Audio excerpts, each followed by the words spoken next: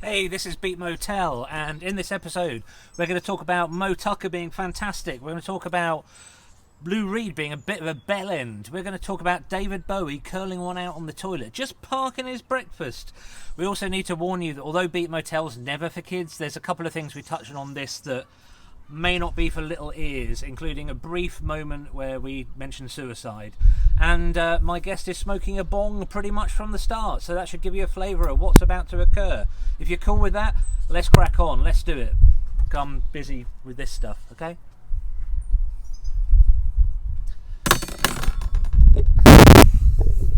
I don't think the problem was that it was on fire, it was just how close to my face it was and my lack of stubble. You're listening to the Beat Motel podcast, and we need to warn you that we like to use words like fuck, shit, and syndicalist, butty scruttox, angry flap, and foot biscuits. And we don't often bleep those words out, apart from because we're not complete animals. But if you understand that and you like music, then listen on. Hey, you're with Beat Motel, and we have a very special guest here. Would you like to introduce yourself? He's kind of slamming a bong at the moment. I'm Dave. Hello, Dave. How are you? I'm good. I'm at my point in the morning where I give zero fucks. I'm drinking my coffee. You will do well on this podcast then. So tell us whereabouts you are. I am located in sunny Florida, specifically Boca Raton, Florida. Cool. So, Dave, I was a guest on your podcast a few weeks ago. Do you want to tell us a little bit about that? Well, not that episode. I mean, people can listen to it, but tell us about your podcast. Yeah, so I host a podcast called Lost in the Groove. Very much of what the podcast is in the name. It's a conversational podcast where I speak with all sorts of individuals, primarily creators, artists, entrepreneurs. I've even had a psychic on the podcast and Native American tribe members. Wow. It just gets wild. And yeah, we just have wild conversations. It's about an hour. We talk about anything and everything, and we see where each week takes us. That's how it goes. We had a blast, I think. Well, I certainly enjoyed myself. I don't think I've laughed so much doing a podcast recording ever. It was absolutely fantastic. Weed's amazing. I'll tell you right now. Like it creates some of the most greatest things in the world. I love how kind of out there, you're kind of out front. Obviously, it's not legal in the UK yet. I mean, most of Europe it is, but not here just yet. But I think the police kind of just don't care. Like, I always think it's like crowd control. Who are you going to get cross with? The people going to a football match and drinking 10 pints of strong lager, or the people who are just wandering around with their eyes half closed, giggling to themselves? Yeah, it's very much that case. It's like anything that we can deem dirty, we call dirty. Even if it's like just shove it in the organizer bin. Just put all that shit in there. Give it a name. Yeah. There's a massive festival here called Reading Festival, and when you go through the security, I'm doing air quotes for that, like some kind of wanker. When you go through security, they do the worst sort of pat downs ever. They just sort of like vaguely wave their hands, and they'll stop maybe 1 in 50 people and like take some weed out of their pocket. But they put it in like a really wide-necked bucket at the other end of the security thing you walk through. So people just go, "Oh no, you've taken it," and they just take some of somebody else's out the bucket. It's like free weed. It is. Free weed. It's kind of it's like a weed bucket. It's the kind of the most kind of obvious, like, police are watching. We do have to do this, but we'd rather everyone, 45,000 teenagers in a field watching Foo Fighters or something. I would far rather they were relaxed. Right. So we have a theme. We have a theme for this episode, as we do for every episode. Yeah, we do. The theme is you chose it. Oh yeah, no, I did. I'm just fucking around. The theme is the influence of the Velvet Underground. Now, before we get onto that, each episode of the Beat Motel podcast, we each get a riff of the week. So this is just a song that's kind of stuck in your head, or to be fair, the reasons for choosing your riff of the week can be pretty tenuous. So here is Dave's riff of the week, and then we'll find out what it is.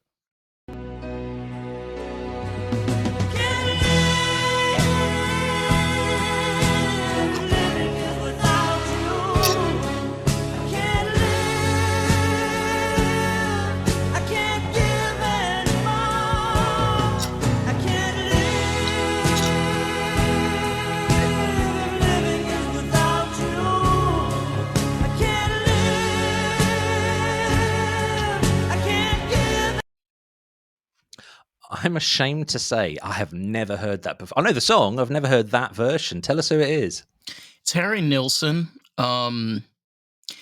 He's one of many artists. We're going to be talking about this, obviously, like Nico, where you have some of these most exceptional artists that I'm going to just be straight out here. The first time I ever heard this song was one of the very first attempts that I tried to do suicide.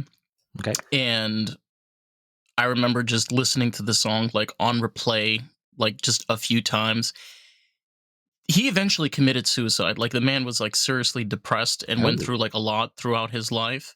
He had connections with even John Lennon. They were very close friends when he had that session out in Los Angeles. His writing method is what I inspire the most as an artist. So it's like kind of that riff of like, if I'm just in that mode or zone during the week, I'm just sitting in my car and I'm like, fuck it. I'm putting this on. I'm in a convertible, like I'm putting down the top, the windows are going down, like I'm singing along with the song. I'm driving 68 miles an hour, just straight down the road.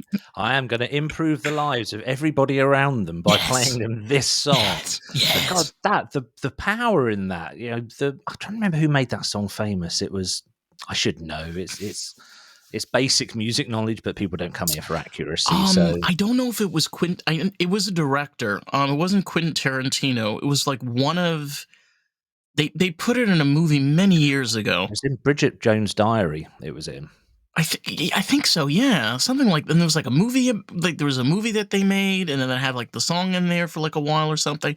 I don't remember like all of the deets. But yeah. What a powerful song.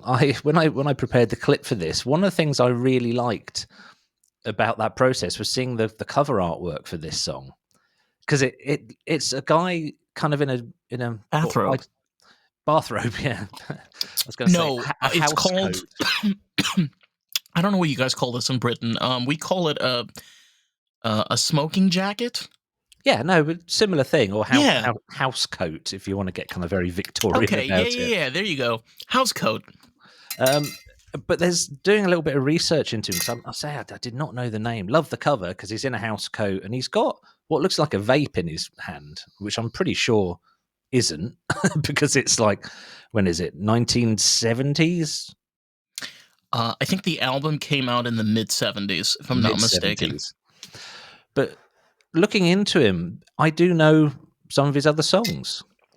Yeah. So there's one that I only know because of The Simpsons. A lot of my American culture, probably a lot of British people, our American culture comes from The Simpsons. We can't differentiate between what's real in the States and what happens in The Simpsons. There's a Venn diagram. There's a lot of crossover. I know somebody in Israel that he learned English from The Simpsons. That's absolutely amazing. It's pretty good.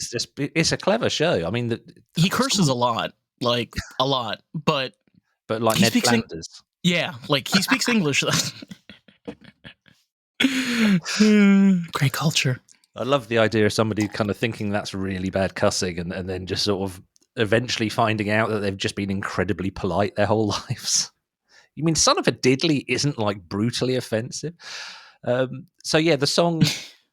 I only know Homer saying, "Put the lime in the coconut and throw the can away." I think that's the only bit I know from it. But that was Harry Nilsson as well. Mm-hmm. And I get the feeling this is going to be one of those clips we cut up each episode into little clips for socials, like 40, 50 of them sometimes. And this is going to be one of those clips where people go, "You've got no business running a podcast. You clearly know nothing about music at all." And I say, well, I never claimed to. But the song that surprised me, he did a cover of Everyone's Talking. Everyone's talking about me. You can't hear the same. He did, though, like the version he did was almost like you're the investigator. So like there's songs that does this, like where it puts you in the seat of like you're going through the story along with the singer. Because like when you originally hear the original cover, it's just like one of those like, catchy jingles from like the 60s. And then he just comes along in the 70s and just was like, I'm going to make it about society. He did a Cyndi Lauper thing with girls just want to have fun. he did that kind of spin with that song. Basically, that's what I'm getting at. That's so cool. Cyndi Lauper's co-writer lives near me. She Really? she puts on she puts on loads of music stuff like ambient music events and festivals and things. She's really cool. She's a really, really lovely person. So that's your riff of the week. That is, I think it's quite on brand actually for Velvet Underground, because one of the strings I'm going to pull at later talking about the Velvet Underground is the storytelling side of things. So that very nicely done.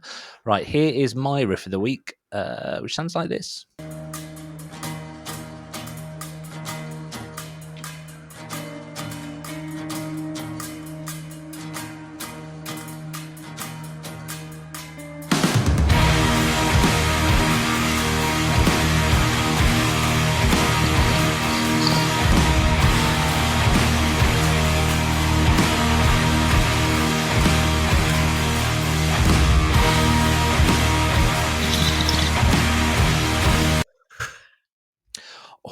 I love anything that's like, I love metal, but I like anything that's heavy but isn't metal, if you know what I mean. That guitar riff is giving me like, I don't know about you, it's giving me Sterling Morrison vibes. Okay, yeah. Well, do you know? You know how like clearly in my mind while I was preparing this episode, like just the way, like when you hear Velvet Underground songs, like specifically listen to the guitar and the bass. Sterling had like. A lot of guitarists had this. Like Eric Clapton had this too. Slash had this too. Like, you're like, wait a minute, that sounds like somebody. You know, but it's such a simple. I would say who it is. It's a band called Pigeon, which is spelled Pijn, because all bands have stupid spellings now because of Google course ruined the world. Of course. And the song's called Our Endless Hours, and it's off an album that came out last year called From Low Beams of Hope. And it's just majestic. It proves, again, we're going to come on to this with Velvet Underground, it proves you don't need an incredibly complex riff for a song to sound good. That's basically one note slipping down a bit and coming back. I've done that. Believe it or not, like the Velvet Underground was like my big inspiration. I have made songs, lyrics, and complete to final like additions where it's just 2 chords. The entire song. Like I literally just have 2 pieces and that's it. You know, and you listen to it, you're like, wow. And I'm like, this is 2 chords. It's one of the things I love the most. This is going to be a real hagiography. Is that the right word? This is just going to be a love fest for Velvet Underground, basically. So if you really hate the Velvet Underground, then I think you should fucking stick around and learn something. Yeah. You've got the wrong attitude about one of the best bands ever. Yeah. And I mean, if you want to enjoy the Velvet Underground, I mean, hey, you know, fucking jerk off and find out what else is on the other side of the rainbow.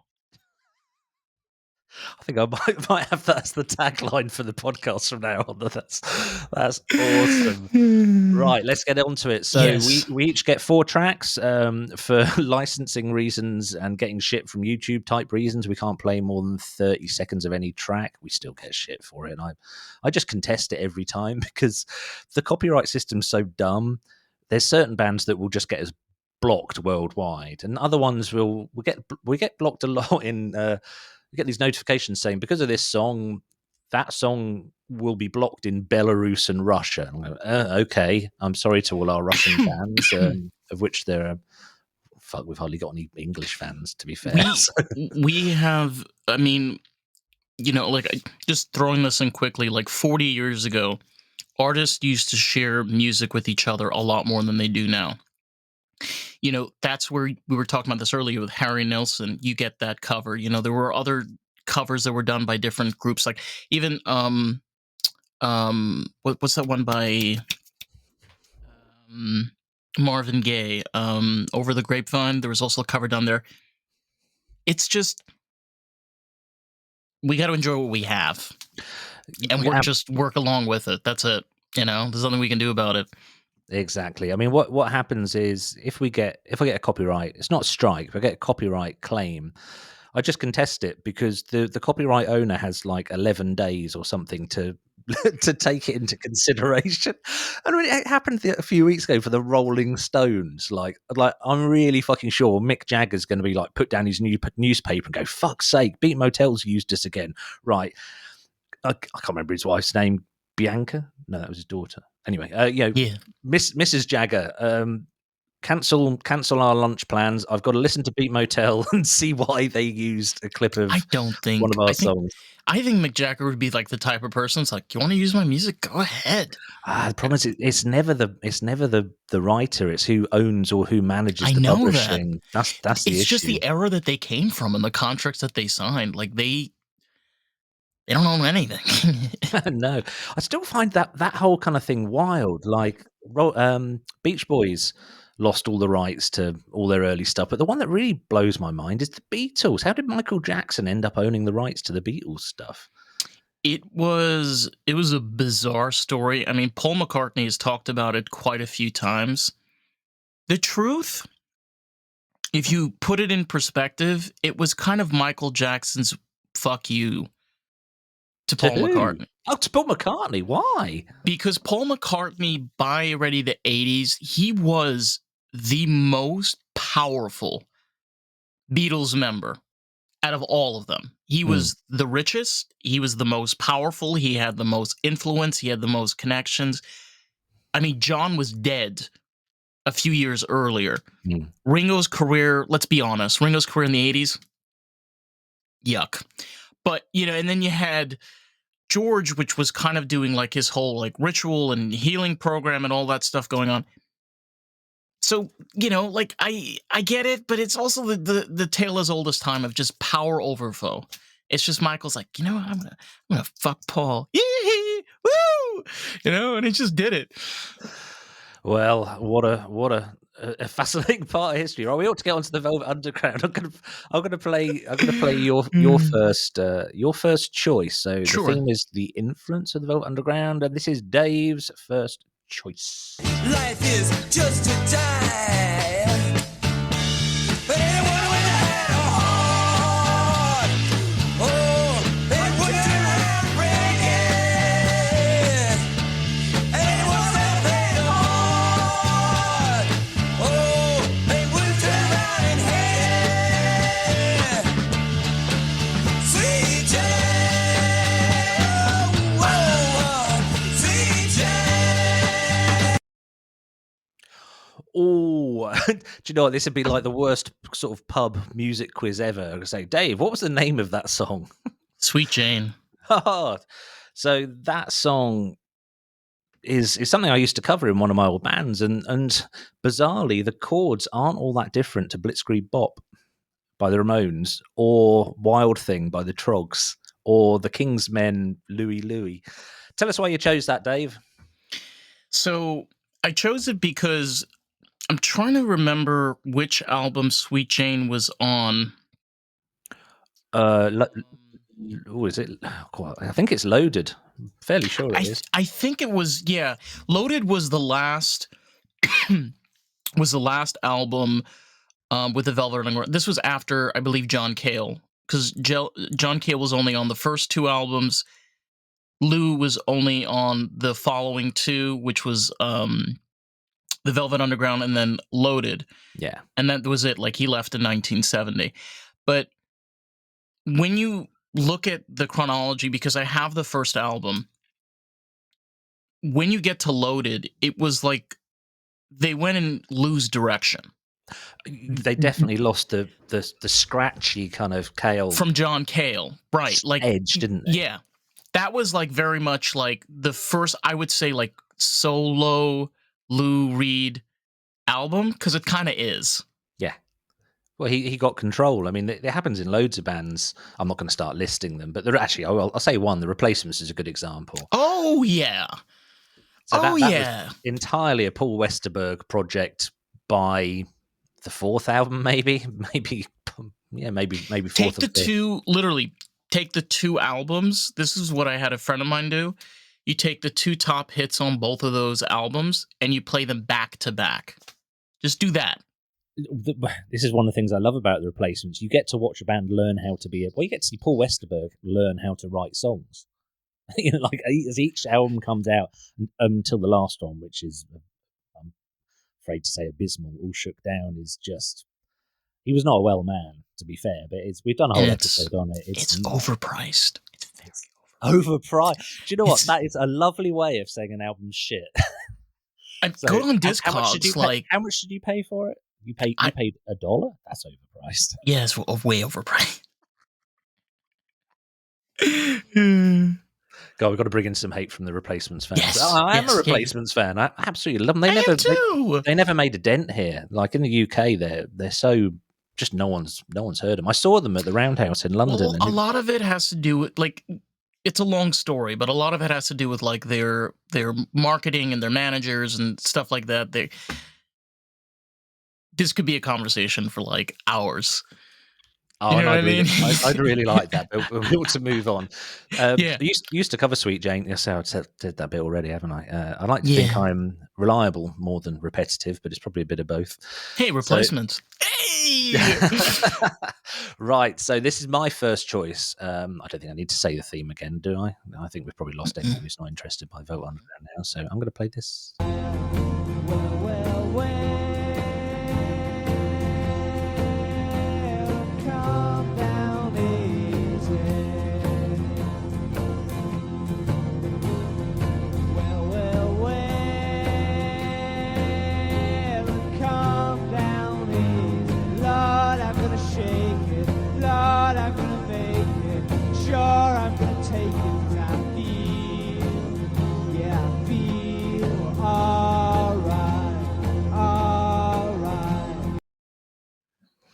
I mean, the influence is pretty. I think you can hear it pretty strong there, can't you? Do you know who that was? No. It's weird because I was listening to it then, and it sounds kind of almost country to me on listening to it again. I mean, but the whole vibe of that is so clearly Velvet Underground.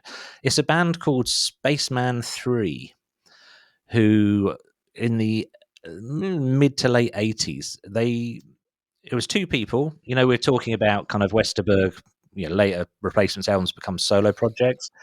This band fell out so badly that the last album, the two singers, one of them got one side of the LP, and that was his songs, and the other writer got the other side of the LP. So it was literally like they just split it 50-50. But one half of the band went on to do loads of massive Hollywood soundtracks and stuff, and the other went on to form a band called Spiritualized, who ended up getting pretty massive in the 90s. But what really blows my mind with this song's 1987, right? So I was thinking, well, how close in time was that to the Velvet Underground being an active band that maybe you could have gone to see, or you would have gone to a record shop and bought a new Velvet Underground album from?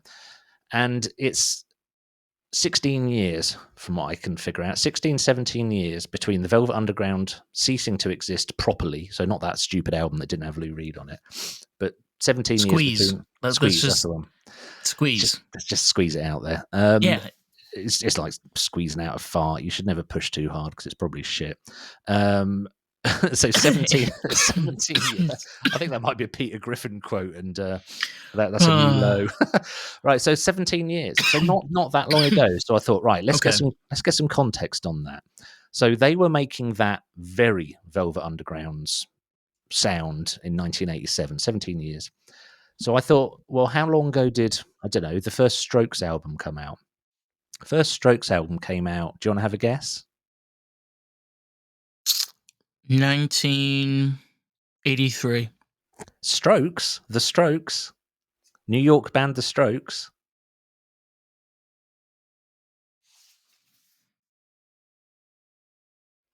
I'm getting my years wrong. They did Reptilian and Julian. Would that be early? Casablanca. I don't remember. I don't remember it's- if it was the 90s or it was the 80s. It's 2001 for The Strokes. So the first Strokes album came out 24 years ago. So there's a lot more time between right now and then than there was between Spaceman 3 and the Velvet Underground. Yeah, I see where you're getting at. Yeah, like a lot of people talk about that the Velvet Underground was not successful when they first came out. But what they basically did was inspire anyone that bought the records when they were around, inspire them to create their own bands throughout the decades, like what you're talking about. And like we can listen to these songs, and for example, like myself, they sound completely like the Velvet Underground, and you're like, wait, is that Lou Reed? Is that John Cale? It's like your mind kind of goes different places. You know what I'm saying? Like it's there's definitely a heavy influence. There is, and I think it's not necessarily that these bands are ripping off the Velvet Underground. I don't think that's happening at all. But as I look down my list of choices, without giving any more of them away, a lot of the really strong and obvious Velvet Underground influences in the act's early career. So it's almost like the Velvet Underground give you a starter pack. Here's how you start a band. Here's how you start writing songs. They then develop and expand on from there. Right, let's go for your next choice. Stupidly, I've labelled all these tracks the Velvet Underground, then the song name. So my list of they're just Velvet Underground. Just says Velvet Underground on all of them. So hopefully this will be the one it should be. When Monday comes around, she turned once more to Sunday's cloud and cry behind the door.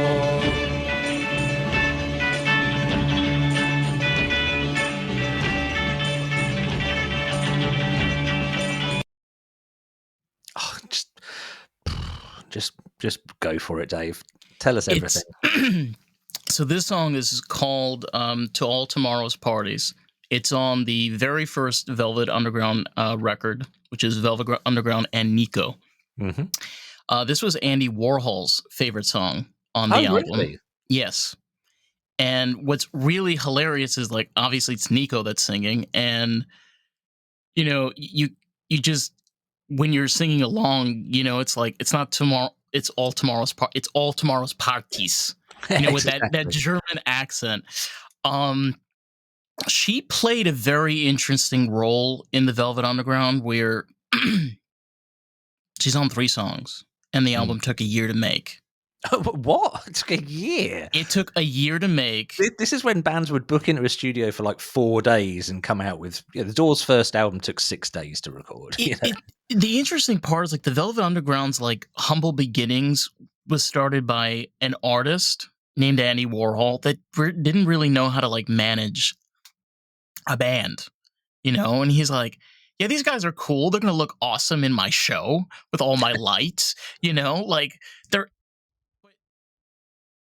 they were all drug addicts and they all had fucking mental problems through the wazoo, and it's like, I think we need to get the elephant out of the door out of all this, because, like, we've been talking about Velvet Underground. Lou Reed is not a great person, okay? No. He's the type of person that has pissed off, hurt, humiliated, and, like, destroyed people's lives just for shits and giggles,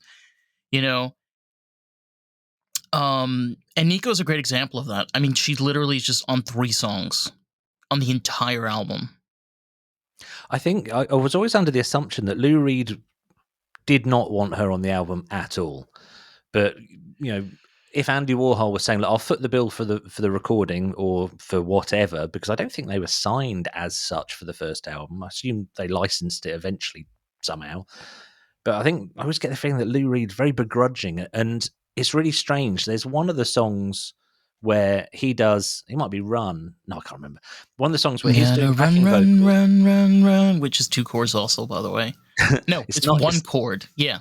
It's not that one, but there's another one where he does backup vocals while Nico's singing, and it is the most disinterested backing vocal I've heard in my life. Oh, Femme Fatale. He's a femme fatale. Femme fatale. It's literally like him you can hear him looking at his watch and staring out the window, can't you? It's like, Nico, would you be quiet, please? When I first heard the Velvet Underground Nico, I didn't get Nico at all. I was literally like, what is this doesn't make any sense because it sounds so detached. I was probably like 15, 16. It sounds so detached from the rest of the record, which I now think's the genius of it. I now is what I really love. And I've started to listen just in the last few years to some of Nico's solo stuff because she went on for years just with a Till she harmonium. died. She had a terrible, like, damn. She died in such a stupid way. Well, not stupid. That sounds offensive. Pointless. I mean, let's be honest. It's really bicycle stupid. Accident. It was a really bicycle accident. Because I just kind of assumed she'd OD'd, but no, bicycle accident. And misdiagnosis by the doctor. Oh, really? Okay. Yeah. Oh, shit, you're right. It was a misdiagnosis. Oh, God, go on. We're going to have to share with class. I mean, look, I know you live in Europe, but there was just a time, especially in medical practices, where it was bad. It was just really, really bad. Most of human history. Yeah. I mean, there's been like a lot of advancements like on the West, like from the American side as well as from Asian countries. But you know, something like I think she had a hemorrhage.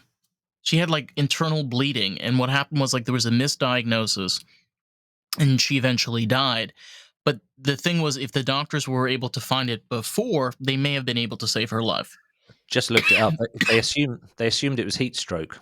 She was in Ibiza in Spain. She fell off and wasn't well, so they just went, oh no, you got heat stroke, and then no, it wasn't. It was a brain hemorrhage. So that sucks. But we miss you, Nico. Yeah, for so many reasons. If anyone's listening to this and they've never moved past Nico's appearance on the first Velvet Underground, just look her up. She's intelligent, she's funny, she's sweet, she's a great songwriter. Her singing really evolved really fast. I kind of get the feeling on that first Velvet's album that she was just kind of pushed in the studio, because that is not how she sounds on other records at all. She still does pronounce things the way that you'd stereotypically think a German person would pronounce things in songs. But I mean, you're totally right. Like, you even look at like the next album she did, which was Chelsea Girl, which was fantastic. So who I'm trying to remember who she collaborated with, because it was one of the Velvets, wasn't it? She collaborated with John Cale. That's it. On a few instances. I think John and Nico were the closest out of the bunch, if I'm not mistaken. You know, I mean, we're not even going to talk about Mo Tucker, because, to be honest, like, there really isn't that much to talk about. There really isn't. She's very sweet. I think out of all of them, I feel bad for her in the band, because Sterling Morrison and John Cale were clearly strong personalities anyway. They could stick up for themselves, but we know nothing about Mo Tucker apart from the fact she kind of quit to be a mum. So she was like, yeah, I'm done with this. I mean, and she was also androgynous. That's one thing that, like, people, she liked to wear men's clothing.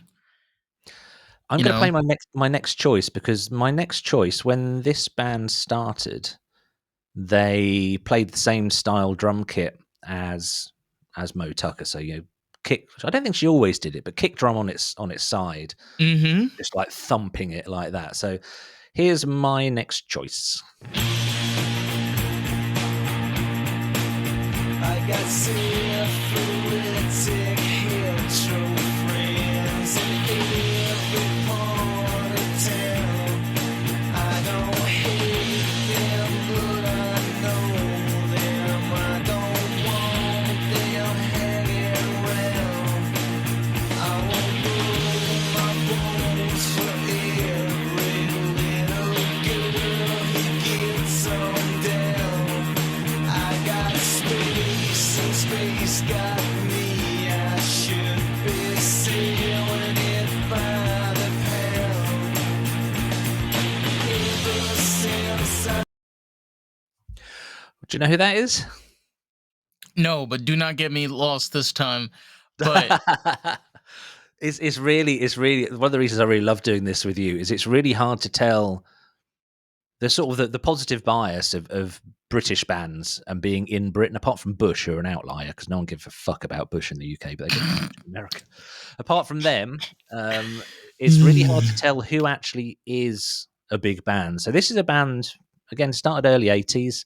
I think they had a song called Mo Tucker. And well, you can hear the Velvet's influence there. It's just so strong. It is, and it's strong in the way, like, I was thinking of this, like, imagine it's 2003, and you like pick up a CD that says the Velvet Underground, and this is what's on there, and you have like some of the background of what the Velvet Underground is. You could think that like this is the Velvet Underground, like a modern interpretation of it. Like, you can hear the influence from each one of these, like the to the drums, to that sometimes John Cale had that weird like droning or like the screeching and the stuff like that. There is a heavy influence in each one of these, like 100% heavy influence. I'm probably misremembering it, but it doesn't really matter. No one comes here for accuracy. But I think this band got one of their record deals because the owner of the label, who bizarrely had just signed Oasis, the owner of the label loves Really? Velvet Underground so much. So they're on a label called Creation. Oh wow! Yeah. But they go way back. Now they had a bit of a resurgence when Lost in Translation, when that came out, because Some Candy Talking was on that. So this is the Jesus and Mary chain. Is that a name you've heard of? Oh, you're gonna if you like, start at the beginning. It's one of those bands. The first album is a little tough going because they recorded the first album in 1980 something, and it's all right. The songs are okay. It's a real kind of first bolt out of the stables type album. So they didn't want to release an album that was just okay. So they went back and they recorded screeching guitar feedback over the entire album. It's basically an album of like quite light, nice songs with like, it's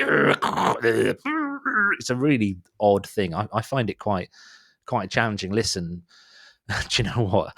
It's so fucking obvious. Just speaking to you now, Dave, like thinking, why did they do that? They did that because of Metal Machine by Lou Reed, didn't they? Is it called Metal Machine, the one with all the feedback?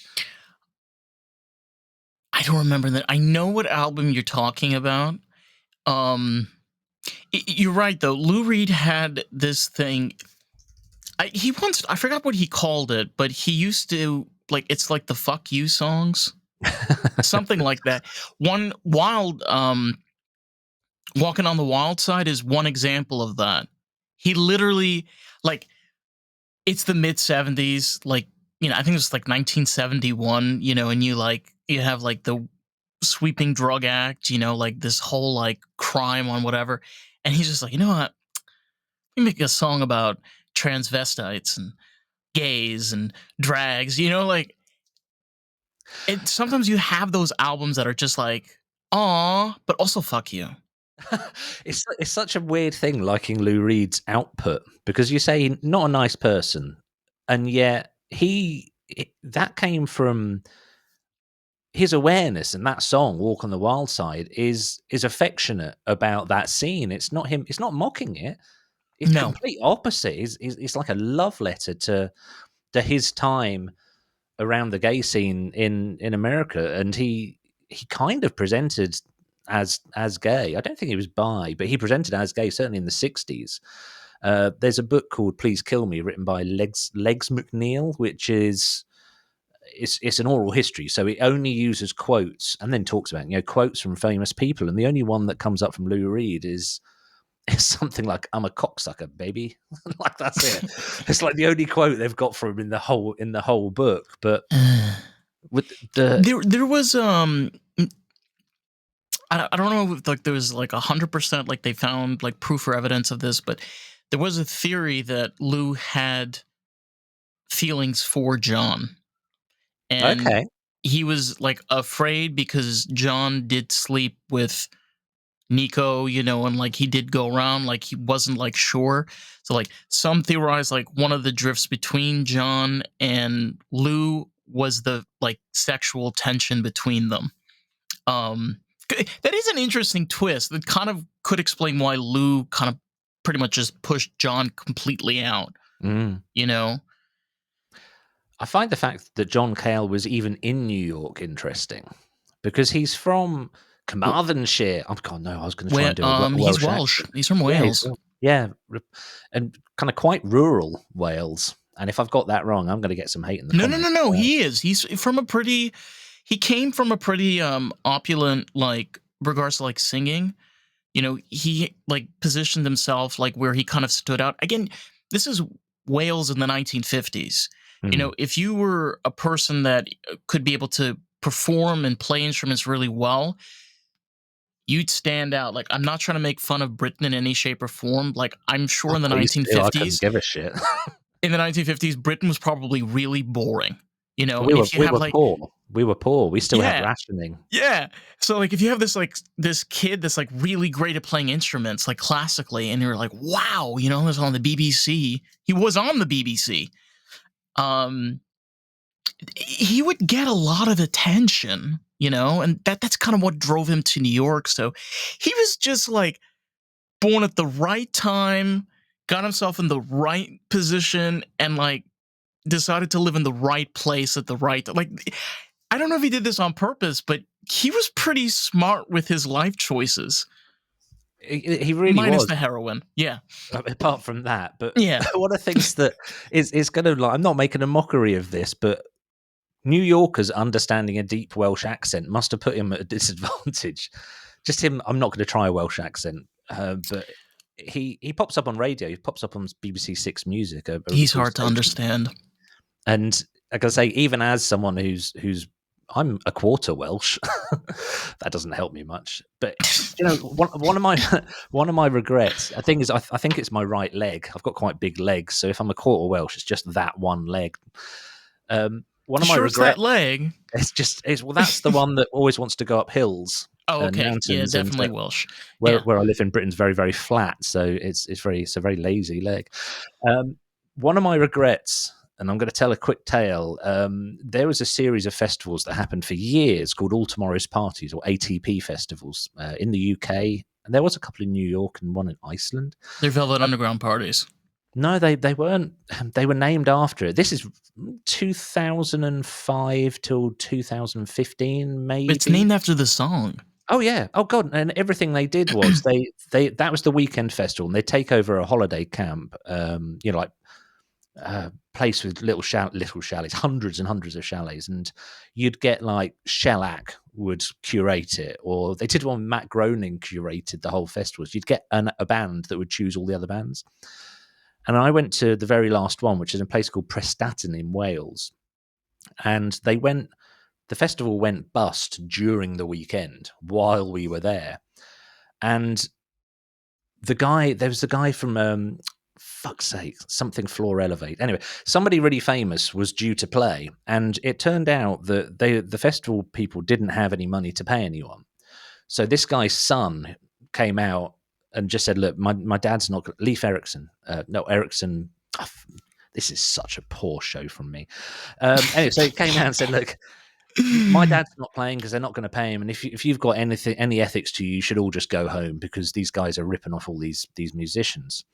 So the next thing we heard through like the grapevine was that John Cale wasn't going to play. He was supposed to play a set, and he was like, basically, look, fuck you. If you're not paying me, this is where I live. I'm just going home. I'm going to get on the bus and just travel back to Prestatyn's in Wales. I probably should have said that.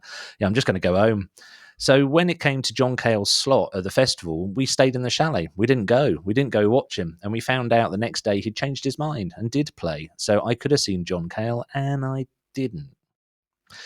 So that's my own stupidity, really.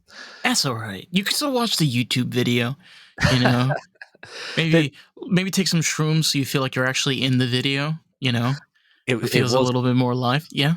It was so weird. These places, they're called Pontins and Butlins. They're like a real 1950s British thing. Probably go older than that. They are so basic that I once stayed in one in a place called Morecambe near Blackpool, so up north.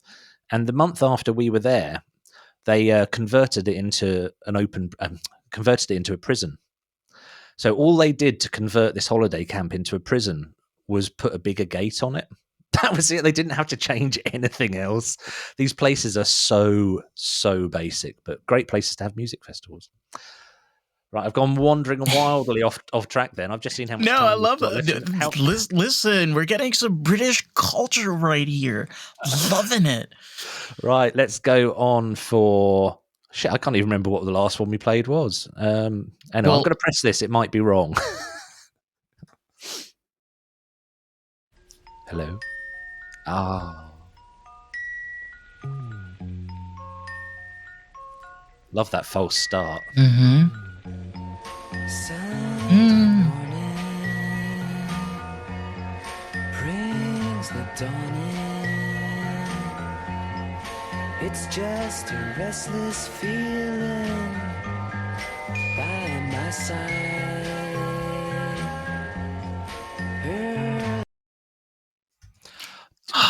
That's one of my Everything's All Right in the World songs. I could be like in a street riot, and if I had headphones and that came on, I'd just have to go, just everyone, can you just give me a bit of space for a minute? I have to listen to this song. I fucking hated cutting that short for the clip. It's the best part though is you got the very beginning of the song, because that part was actually added on later on. What? So when they came back to finish up, John Cale noticed that there was a little xylophone on the side and decided to play that intro that we were listening to. That was added on afterwards. And, like John was just like, hey, we should play around with this. And the song itself is just like shit just put together. I mean, like Lou literally wrote the song in a taxi cab ride, But you're right. There's something about like that's the song that everything's okay. Everything's fine. It's an amazing thing. I've learned a lot just from this conversation with you. But yeah, it was the label. So they did have a label. The label wanted a hit. Hey, go write a hit. The idea that Lou Reed just boshed it out in a taxi ride, and that's absolutely incredible. That song has such a piece to it. Even though you say it's cobbled together, it's not. Lou Reed probably wouldn't think it was a work of art, but it's just, thank you, John Cale. Thank you. I think John Cale adds such an interesting avant-garde element to the Velvet Underground. I think without him and Sterling Morrison, they probably wouldn't have got where they did. Because if it was just a Lou Reed thing, I'm not sure it would be as legendary as it was. It has to. It's that influence. It's the screechy weirdness that makes it avant-garde, and maybe that was what Warhol liked about it. I think so too. See, that's chilled us out too much. Kind of the energy was really high before we played that. Let's play another song and see if we can get the energy back up. Smoke alarm. It was too loud for me to hear her speak, and she had a broken arm. It was close, so close that the walls were wet, and she wrote it out in letter sets. No, you can't call me her name. Tell me where's your hiding place. I'm worried I'll forget your face. So originally I didn't choose that because it sounds like Velvet Underground, but having heard it with my studio headphones on, there is some definite John Cale some repetitive guitar in the background. Do you know especially who that? Like I don't know if you've heard his album 1919. I fucking will now. So John Cale had a lot of solo work in the 70s, and the way that this artist, the way you hear him saying certain words like set, John Cale had that thing where like the way he would pronounce certain words.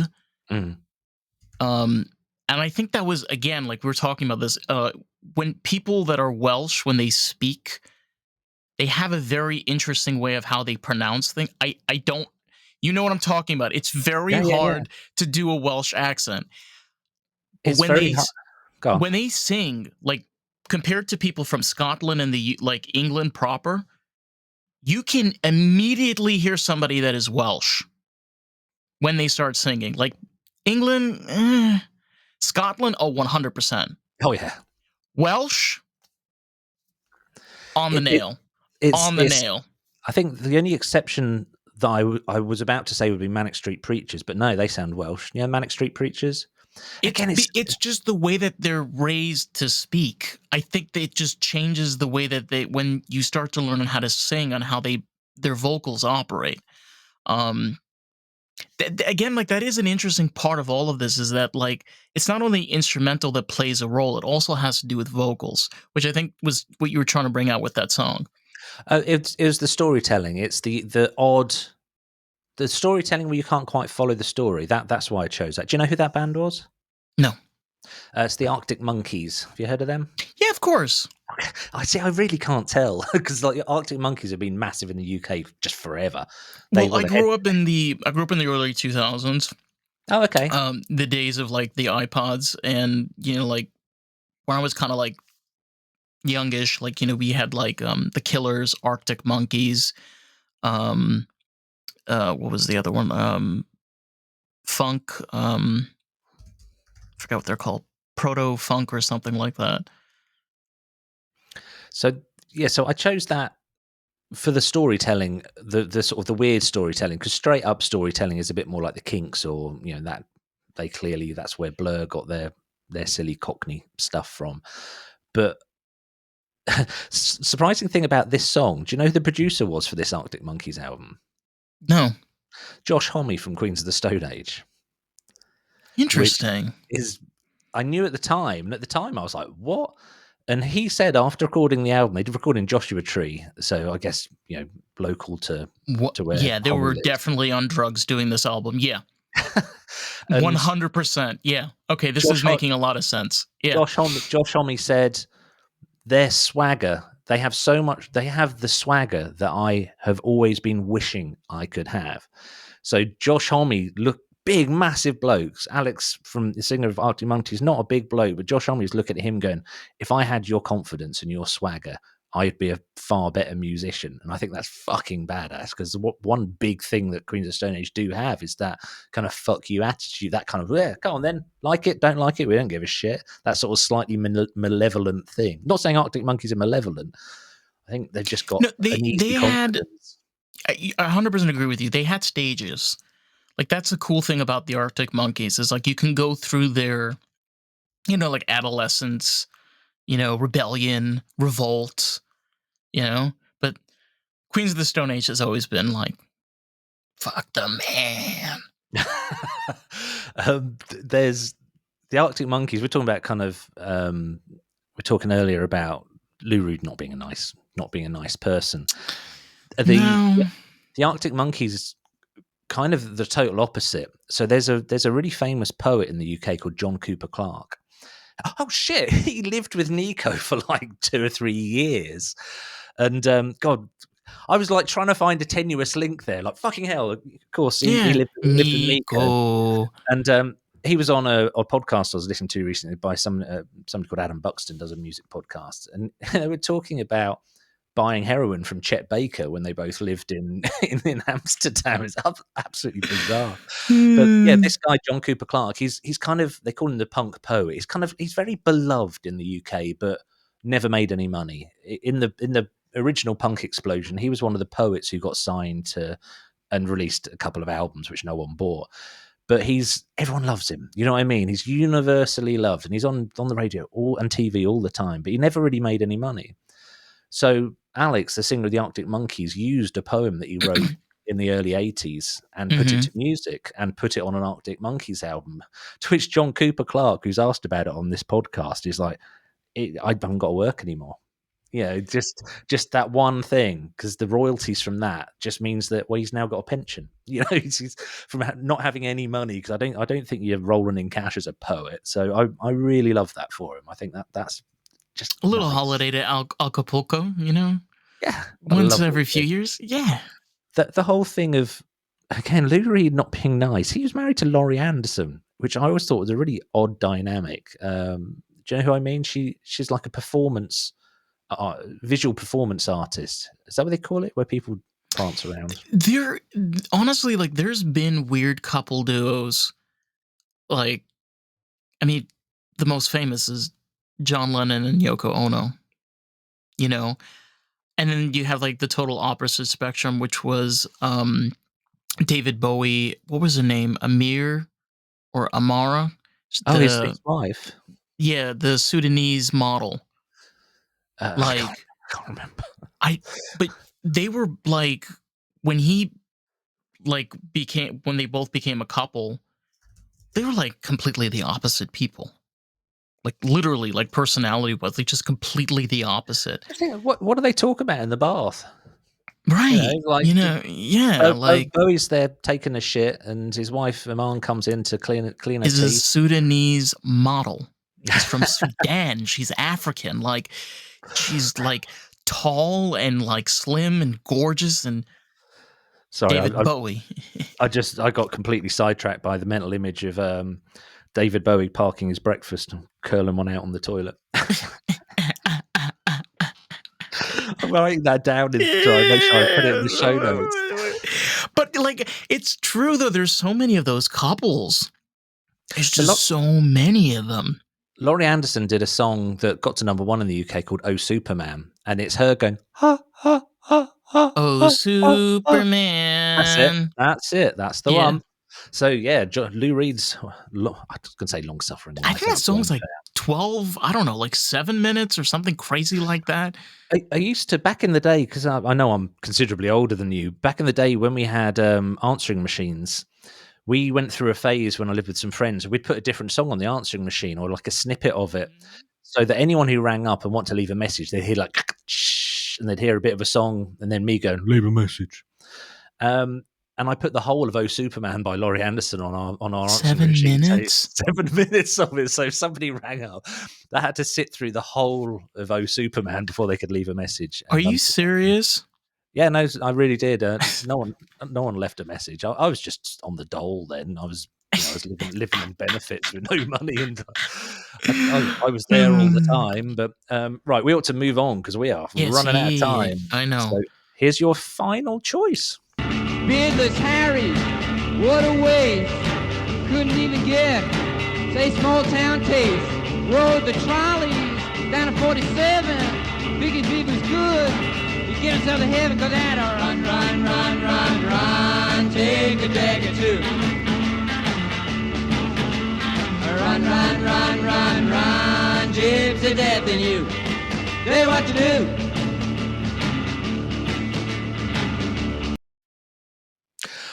I wish I could play more than 30 seconds. This feels like the most offensive episode I've ever done because it's the Velvet Underground and we keep cutting it short.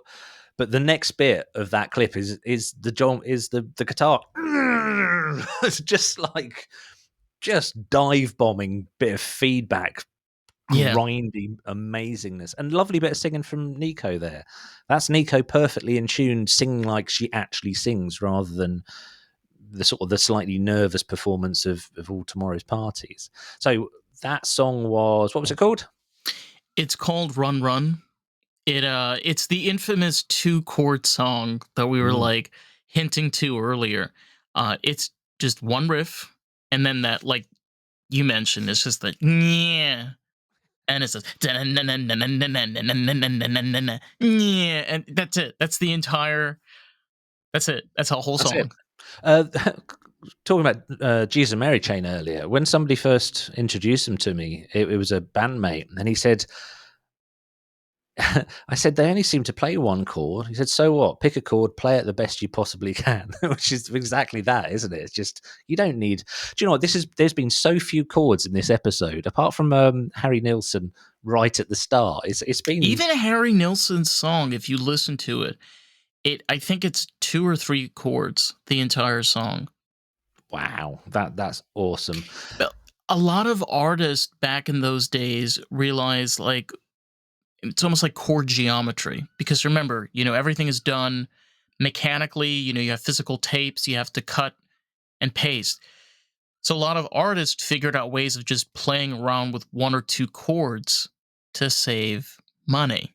That's bonkers. That's absolutely amazing. But it worked, and it was genius. It created the sound of the Stooges, created the sound of the Velvet Underground, it created the sound of the New York Dolls. It created the sound of the Ramones. A lot of Ramones songs are just 2 chords, you know? So You can- much like of the punk rock alternative scene comes from that influence. Run, run, run. Speed it up. Add an extra chord. Make it a bit more bubblegum pop, and you've got the Ramones. That's exactly kind of what it is, isn't it? Psychotherapy. Yeah. So Have interestingly, something to give me. 3 of your 4 choices, I think 3 of them were on the first Velvet's album. Is that your favorite? My favorite is Loaded and the first one. Yeah, Loaded's my favorite, only because Velvet Underground by Velvet Underground, that album's my hangover album. It's the one, if I'm feeling bad, I can listen to that album start to finish and I feel better. It's kind of got its own job. It's got its own role. But yeah, Loaded, I think, is my favorite. Just like for the Velvet Underground, like, I'll be honest, like, their kind of disaster was the 1969 Velvet Underground. It's kind of the same thing for Iggy Pop and his first solo album. Mm. You know, it's like, Iggy, please take that out. Just burn it. Just, I know you're still alive. Just make a bonfire, put it on TikTok, just burn all of it. Like, I swear to God, it's so bad. It's so bad. Cleanse the earth of its presence. Right, we'd better move on to my last choice. So the reason I've sort of bounced off your choices, because obviously you sent them to me a couple of weeks ago, and we were going to record this last week, but we couldn't because there was a Jamaican sound system being tested outside the window that was so loud it was making the stuff fall off shelves in the studio here. Very Velvet Underground fashion. Very on brand. Yes. There's all these stories around them. So allegedly the first album, when they recorded White Light, White Heat, the engineer said, look, I might be getting paid for you to use my studio. I don't have to listen to this shit. And allegedly he just pressed record and went to a bar. Like, I'll be back in a few hours. Now, I'm calling bullshit, because if I think about that, especially with what you were saying about tape was expensive. You couldn't just press record, because the lengths of the tape would only be like 20 minutes at the most, wouldn't it? There is some truth with that. That album was recorded extremely quickly. And one of the biggest problems, even though it was done, I forgot the name of the producer, like, he was very well polished, very well known in Los Angeles. They wanted everything recorded in one setting. So everything was recorded on, basically, like, this is the opposite of what you do when you edit your music. You had to lower it as low as possible because it was so loud. That's well, Yeah. It was, yeah. It's a great album, Well, but I mean, it's, you know. We ought to play my last track. Yes. I know we're Speaking of noise, I've chosen. Oh boy. this.